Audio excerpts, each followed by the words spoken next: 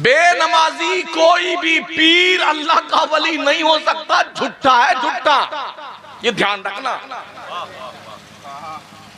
जाहिल कभी भी अल्लाह का वली नहीं हो सकता है, झूठा है, झूठा वो। अल्लाह जब किसी को वलायत तफवीज करता है तो पहले इल्म देता है उसे, फिर वलायत की शम्मा से रोशन मुनव्वर फरमाता है। अफसोस इस बात का भी मैं कह रहा हूं, अर्ज कर रहा हूं, हमारे सुन्नियों ने कितने कुत्ते, बिल्ली और जी अल्लम बल्लम गल्लम चादर, कितनी मजार चादरों के बना ली बेटों ने।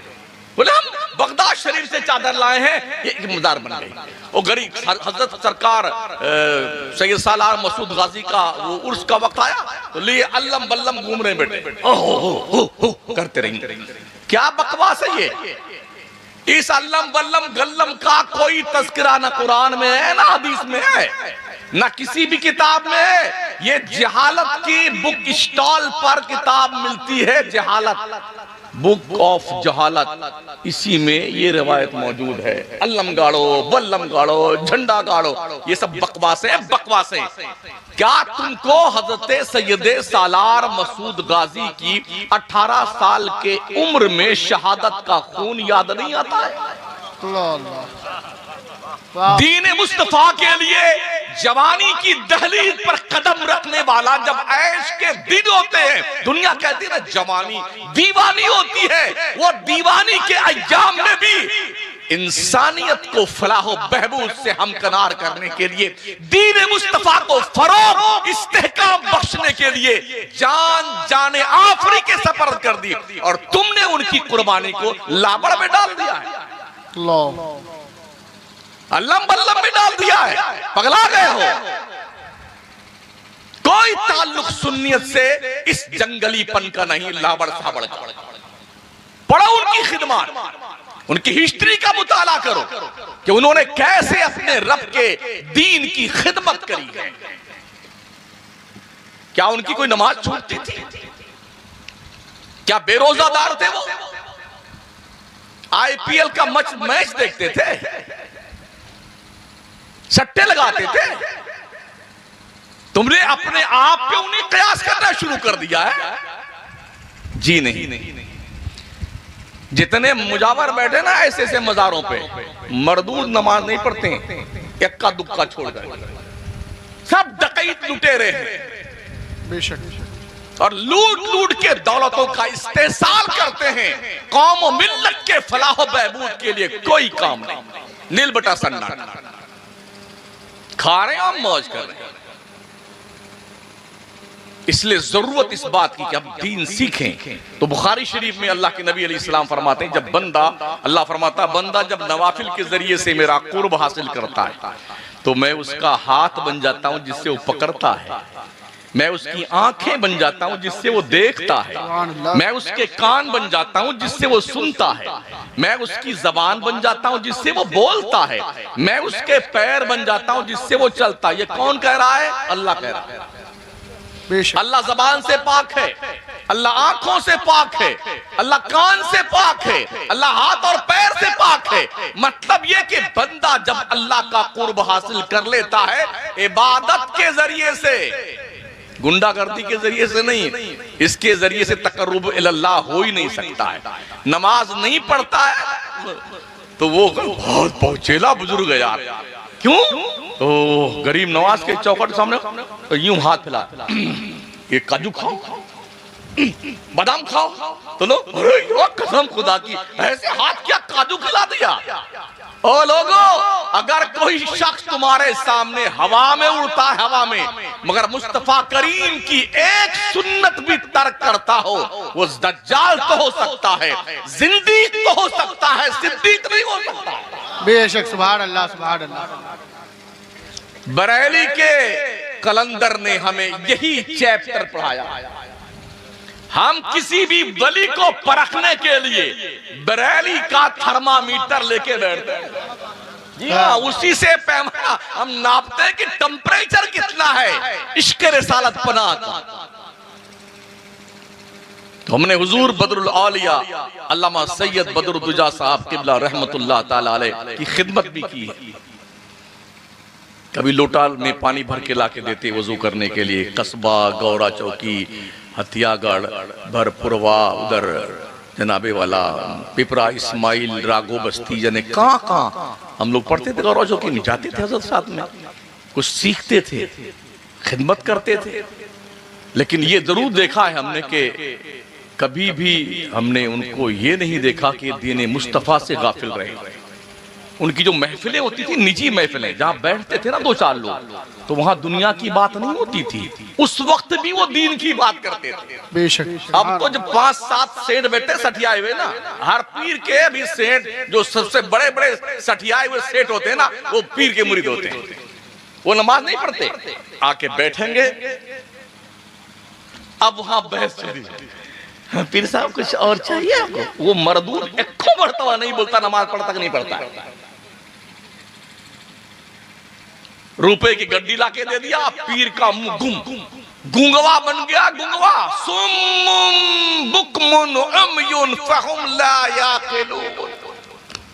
यरजून भी है और याकिलून भी है। गूंगा, बहरा, अंधा, अकल से पैदल। गूंगा, बहरा, अंधा, ये वापस पलटने वाला नहीं। मगर पहले के दौर में लोग जाते थे ना, तो खाना वारा पेश, ये बताओ तुम्हारा धंधा क्या है, तुम्हारा कारोबार क्या है, तुम बिजनेस किसका करते हो, हलाल कमाते हो कि हराम कमाते हो? पहले के पीर ये पूछते थे, तब खाना खाते थे। और आप chicken chilli, chicken crispy, tikka, bharra, chicken चुलबुली, जने क्या क्या 50 आइटम। माशाल्लाह, क्या बात है, अल्लाह खूब बरकत दे। अरे बेवकूफ, पहले पूछ तो सही कहां से लाया है। बेशक हक है। क्यों आज की तारीख में मुरीदों के दिल मुनव्वर नहीं होते हैं? वजह यही है, पीर को खुद है पता नहीं कहां कहां का ठोक रहा है। पता है पीर को कि भाइयों का हक दबा के बैठा है। अभी 23 तारीख को आए थे ना, इधर पकड़ी के पास तकरीर थी, तो इसी आए आपके यहाँ पेहर में, तो एक साहब से मुलाकात हुई। मालूम हुआ कि अपने भाई का पूरा हक डकार गया। एक बंदा पूरा हक डकार गया, हक नहीं दिया। और जब शादी किया तो बहुत सारा, ओहो ये जहेज लीजिए, ये जहेज लीजिए, ये सुना मैंने। अल्लाह बेहतर जाने क्या है, लेकिन बात तो समझ में आती है ना यार। भाइयों का हक डकार के खा जाओ तो मौलवी की जिम्मेदारी क्या बनती है, एक इमाम की जिम्मेदारी क्या है, एक आलिम की जिम्मेदारी क्या है, एक पीर की जिम्मेदारी क्या है। अगर ऐसा हुआ है, उस वक्त तक हम तुझसे बात नहीं करेंगे जब तक तू हकदारों का हक नहीं दे देता है। बेशक ये हमारी जिम्मेदारी बनती है, ये पीरों की जिम्मेदारी है, ये उलमा की जिम्मेदारी है। ये नहीं है ना, ठीक है साहब, हमको भी कुछ नजराना दे दीजिए, गुलटी मार। ऐसे मौलवियों और पीरों की जबानें खींच ली जाएंगी हशर के मैदान में। अल्लाह के नबी सल्लल्लाहु तआला अलैहि वसल्लम की हदीस मुबारका का मफ़हूम है, जब कौम में फितने जाहिर हों और उलमा अपना इल्म जाहिर ना करें, तो ऐसे उलमा गूंगे शैतान हैं, गूंगे शैतान। बेटे बैठ के ताबीलें कर रहे हैं, नहीं वो ढोल यूं बजाना चाहिए, क्यों बजाना चाहिए? ओहो कितने खुश हो गए बेटे, कितने ढोलकिए लोग। अरे हमारे पीर सामने तो खूब मजा आ गया, अब तक खूब बजाएंगे तो बजा।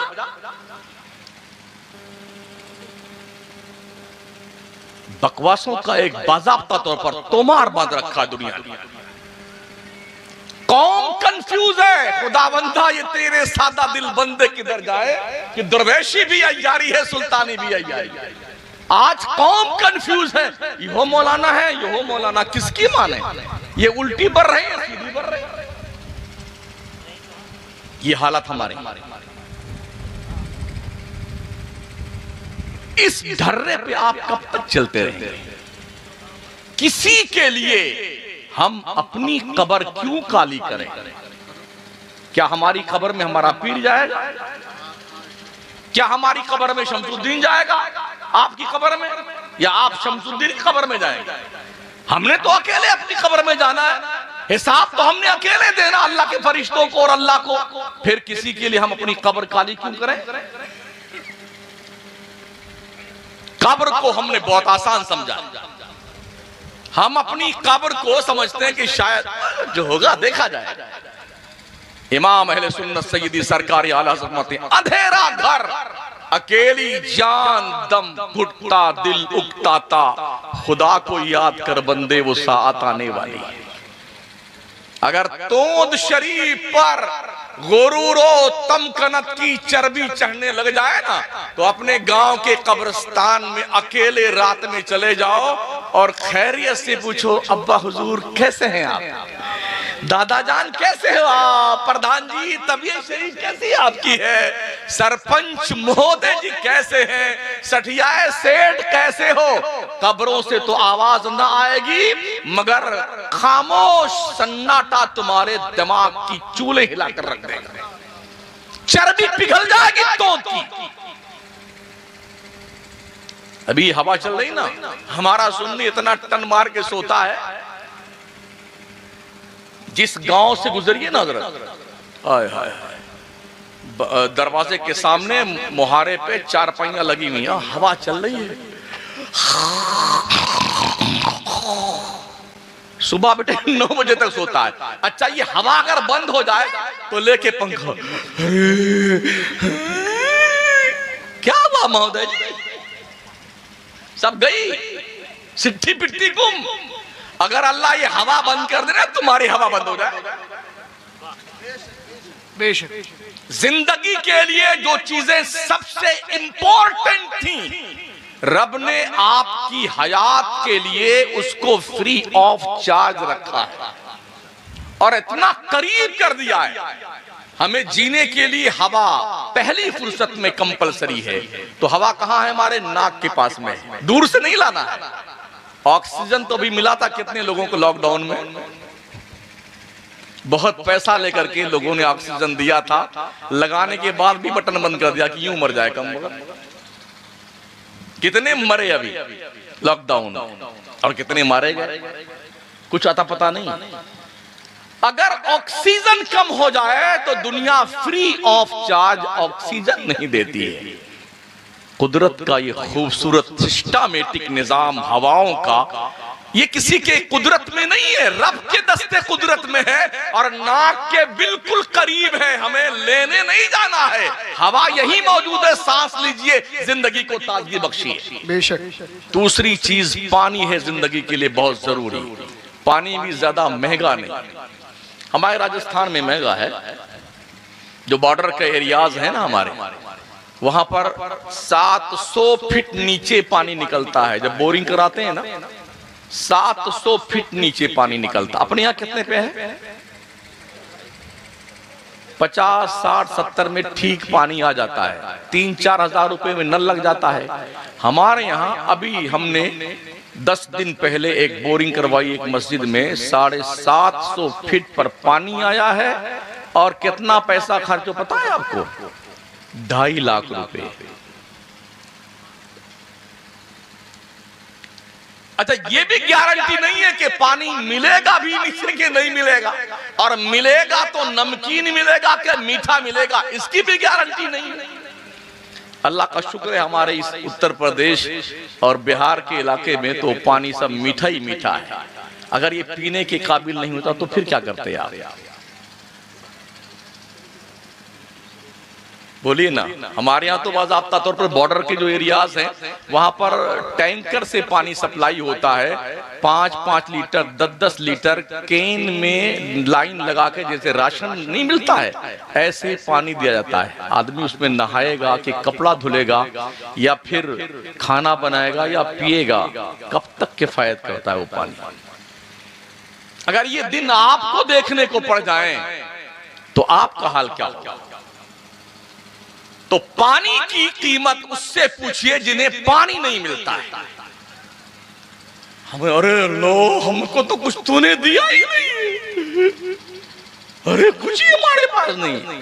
जो मिला है ना उस पर शुक्रिया अदा रखो अल्लाह का, रब का एहसान मानो। एहसान अल्लाह ने बहुत कुछ दे रखा है आपको, एक कौवा था, वो एक दिन हंस से मुलाकात किया उसने, तो उसने देखा बहुत खूबसूरत है हंस। अस्सलाम वालेकुम, माशाल्लाह बड़े खूबसूरत है आप, मैं तो एकदम काला कलूटा हूँ, आप बहुत खूबसूरत हैं। हंस ने कहा हाँ बात तो ठीक कहते हो, हम भी इसी खुशफहमी के शिकार थे कि हम बहुत खूबसूरत हैं, लेकिन जब हमने तोता को देखा तो लगा कि नहीं ये ज्यादा खूबसूरत है, इसका दो कलर है, एक लाल है एक हरा है, तो डिजाइन इसकी ठीक है। तो हंस क्या कहा उसने कि मुझे लगा कि नहीं मैं तो खूबसूरत ज्यादा नहीं, तोता ज्यादा खूबसूरत है।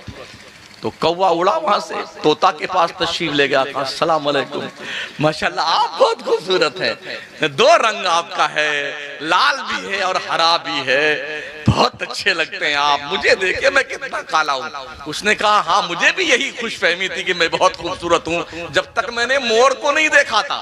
जब मोर को देखा तो उसने तो बहुत सारे उसके रंग हैं, कई डिजाइन उसकी है, तो वो सबसे ज्यादा खूबसूरत नजर आया। तो कौवा भाग करके चिड़ियाघर में गया, तो देखा मोर जो है पिंजरे में बंद है। अस्सलाम वालेकुम, बहुत खूबसूरत आप हैं, माशाल्लाह कितने लोग आपको देखने आते हैं, आपकी जियारत फरमाते हैं, आप पिंजरे में आराम फरमाते हैं, बहुत खूबसूरत, बहुत खुशकिस्मत हैं। तो उसने कहा हाँ बिल्कुल सही कहते हो, हमको खूबसूरती मिली तो थी अल्लाह की तरफ से, लेकिन इस खूबसूरती को देख करके लोगों ने हमें पिंजरे में बंद किया। कौवा कितना खूबसूरत है, काला जरूर है लेकिन पिंजरे में बंद नहीं है, ये काला जरूर है कौवा मगर पिंजरे में बंद नहीं है। हम खूबसूरत थे तो इसमें बंद है, जो खिलाता है कोई तो खा लेते हैं, कोई आता यूं पिन कर देता है हम उचक के भागते हैं, कोई कुछ करता है कोई कुछ करता है, तो बहुत खूबसूरत कौवा होता है, तुम कितने खुशकिस्मत हो। उसने कहा हाँ यार वाकई बात तो ठीक कह रहा है मोर, हम अगर काले कलूटे ना होते तो हम भी खूबसूरती की बुनियाद पर कहीं पिंजरे में बंद होते। तो अल्लाह ने जो कुछ आपको दिया है उस पर अपने रब का शुक्रिया अदा करना सीखो। हो फलाने सेठ साहब तो स्कॉर्पियो ले आए हैं, वो तो फॉर्च्यूनर लेके आ गए हैं, उनके पास तो जी मर्सिडीज कारें हैं, उनने बंगला बना लिया है, क्या तमतराक उनका है। जो दिया है रब ने उस पर शुक्रिया अदा करना, अपने परवरदिगार का एहसान मानना शुरू कीजिए।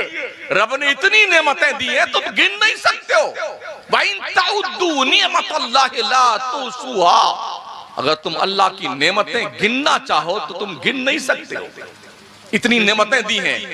मिसाल पेश करूं, हमारे और आपके पास दो गुर्दा है कि नहीं है, दो गुर्दा है ना, बताइए एक गुर्दे की कीमत कितनी है, बोलो ना यार। हम ऐसी तकरीर नहीं करते जो बाउंसर जाए, हमारा काम समझाना, बात आपके समझ में आ जाए, पल्ले पड़ जाए। एक गुर्दा की कीमत कितनी है, जैसा मुर्गा फंस जाए, 4 लाख 5 लाख 8 लाख 10 लाख एक गुर्दा बिकता है। दो गुर्दे की कीमत 20 लाख पकड़ लीजिए। ये दोनों जो बटन जल रहे हैं जिन्हें आंख शरीफ कहते हैं, इसकी कीमत कितनी है। इसके अलावा दिल जो पूरी बॉडी का मॉनिटर है उसको कितना कीमती है। अगर एक नस ब्लॉक हो जाए तो एक नस को ब्लॉक खोलने के लिए स्टैंड बिछाने का 3-3 लाख रुपया डॉक्टर लूट लेता है, नहीं लूटता है। और चारों ब्लॉक हो जाए तो बाईपास सर्जरी होती है, तो 10 लाख 8 लाख जितने पड़ जाए मुर्गा। अल्लाह ने दिया ना आपको, ये हाथ कितने कीमती, लूले से पूछो कीमत क्या है, लंगड़े से पूछो पैर की कीमत क्या है। कुछ लिया आपने कि अपने आप से, आपके परवरदिगार ने इन नेमतों के देने पर कुछ लिया है आपसे, कोई पैसा लिया परवरदिगार ने, जी नहीं। ये सांसें जो आती और जाती हैं, बुलबुले शिराज फरमाते हैं हर नफसे के अंदरूमी आयत वह बैरूमी रवत शुक्र वाजिब बस, हर वो सांस जो अंदर आती है और बाहर निकलती है, हर सांस पर अल्लाह का शुक्र अदा करना वाजिब है।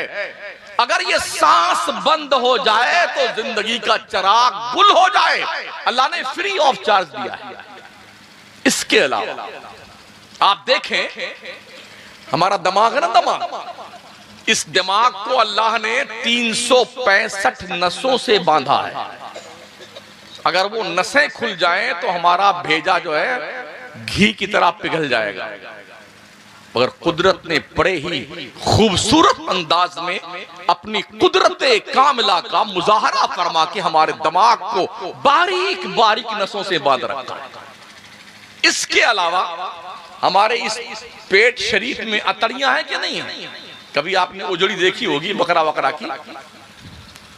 अरे क्या जलेबी की तरह यूं टेढ़ी टेढ़ी टेढ़ी यूं घूम फिरा करके यूं करके ये ऐसे दिखता है ना, मगर पूरा निजामे हाजमा इसी पर मुनहसिर है। और खाना पचाने के लिए कुदरत ने एक पित्ता रखा हुआ है, छोटा सा पित्ता है जिसमें ग्रीन कलर का कोई लिक्विड है। वो लिक्विड का थोड़ा सा एक बूंद का हल्का सा इशारा बाहर निकलता है तो मुर्गा, बकरा, तीता, बटेर सब हजम। इतने से कुछ लिया अल्लाह ने। अगर ये हजम ना हो ना, अरे तो ऐसा भागता फिरता है, वो कायम चूरन खाएगा और वो गोली क्या आती है हाजमूला खाएगा। अबे क्या हुआ भाई साहब? फंसे जा, यूं भागा फिर। तेरी ऐसे इतनी सारी नेमतें कुदरत ने दे रखी, पगला गए हो क्या? हमने अल्लाह ने दिया क्या है? शुक्र मनाओ कि तुम एज ए मुस्लिम अल्लाह के दरबार में पहचाने जाते हैं। अपने रब के एहसानात का शुक्रिया अदा करो। लइन शकरतुम लअज़ीदन्नकुम। अल्लाह फरमाता बंदो अगर तुमने मेरी नेमतों का शुक्रिया अदा किया मैं तुम्हें और ज्यादा नेमतें दूंगा। वलइन कफरतुम इन्न अज़ाबी लशदीद। अगर तुमने कुफरान नेमत किया तो सुन लो मेरा अजाब बहुत सख्त है। बेशक ऐसी लाठी पड़ती है ना, ऐसी पड़ती है। अभी दुबई वालों पड़ी नहीं पड़ी है? हाँ, कितने सक्षम थे बेटे, कृत्रिम बारिश करवाते थे हवाई जहाज में जी, उसमें कुछ केमिकल डाल करके बादलों में बौछार करते थे तो बारिश बन करके बादल टपकने लगता था, उनकी खेतियां हरियाली में तब्दील हो जाती थी। इनकी इस बदमाशी और इस गुंडागर्दी और जो खुराफात और सारी उन्होंने करी हैं गल्फ कंट्रीज में, उसकी कुदरत को जब जोश आया ना तो ऐसी लाठी मारी है बेटों को, ऐसी लाठी मारी सब पगला गए। ऐसे पगलाए ना, ऐसे पगलाए बिल्डिंगें डूब गई। ओ खलीफा बुरुज की तस्वीर देखने वाले आंखें चुदिया गई लोगों की। अल्लाह की लाठी पड़ती है तो फिरौन अब तक उसकी डेड बॉडी रखी हुई है। और रब ने फरमाया सुम्मा नुनज्जीका बिबदनिका लितकूना आया। ओ खुदा का दावा करने वाले पगले सुन, पगला गया है तुझे, तेरी औकात का पता नहीं है, तुझे ये नहीं मालूम कि अल्लाह एक है। और अल्लाह खुद फरमाता है लौ काना फीहिमा आलिया इल्लल्लाह लफसदता। अगर अल्लाह के अलावा कोई दूसरा अल्लाह भी होता ना तो दोनों जंग कर लेते आपस में, लठियां चलती दोनों अल्लाह में, मगर अल्लाह एक ही है। जब भी किसी सरफिरे ने खुदा की खुदाई को चैलेंज किया है ना तो अल्लाह ने वो उसका अंजाम किया है कि दुनिया के लिए इबरत का निशान बन गया। बेशक कुदरत ने ऐसा डुबो के मारा उसको, बहरे कुलज़म में डूबा और समंदर ने उठा के उसकी डेड बॉडी फेंक दी। रब ने कहा तुझे कोई मछली नहीं खाएगी, कोई जानवर नहीं खाएगा, हम कयामत तक तेरी डेड बॉडी को रखेंगे ताकि दुनिया देख के इबरत हासिल करे कि जब कोई खुदा बनने का दावा करता है झूठा तो उसका अंजाम यही होता है। आज भी मिस्र के म्यूजियम में उसकी डेड बॉडी रखी हुई है। आप यूट्यूब पे सर्च कर लीजिए, देखिए कितनी लंबी तलंगी लाश उसकी है, उतनी बड़ी 60 फीट की, पड़ा हुआ ऐसे कंगाल। इसलिए अल्लाह दौलत दे तो पगलाया मत करो। सुनियो, हम देखते हैं ना बहुत सारे जब कुछ तो पैसा उससे ज्यादा आता है ना तो अब गांव में चलेंगे तो यूं चलेंगे, बरकाती साहब, हाँ यूं चलेंगे ताकि गांव वाले देखें क्या मोटा गया ये, अरे गाड़ी आ गई इसके, क्या बढ़िया बंगला बन गया। भाई साहब ईंट पत्थर तो खाएंगे नहीं आप।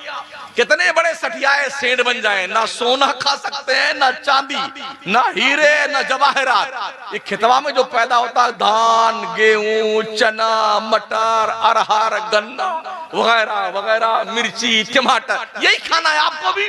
यही वो भी खाता है जो रोज भीख मांगता है।